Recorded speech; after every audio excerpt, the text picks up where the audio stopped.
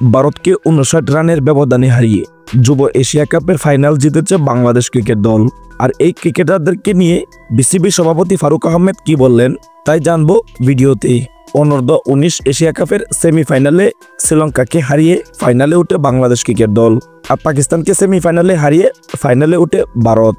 আর এই দুই দলের মাঝে এশিয়ার শ্রেষ্ঠত্বের লড়াইয়ে অবশেষে ফাইনালে জিতে যায় বাংলাদেশ ক্রিকেট। তবে ভারত বাংলাদেশের এই ম্যাচটি নিয়ে দর্শকদের মাঝে ছিল চরম উত্তেজনা।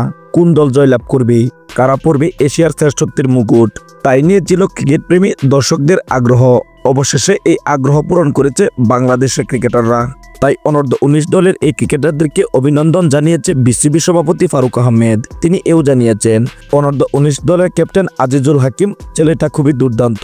তিনি দলকে ভালো সাপোর্টের পাশাপাশি ভালো মানের ব্যাটিং এবং বোলিং করতে পারে। শুভকামনা রইল অনূর্ধ্ব 19 এশিয়া কাপ জয়ী ক্রিকেটারদের জন্য। তারা যাতে ভবিষ্যতে আরো ভালো কিছু করতে পারে এবং নিজেদের জায়গা জাতীয় দলে তৈরি করতে পারে।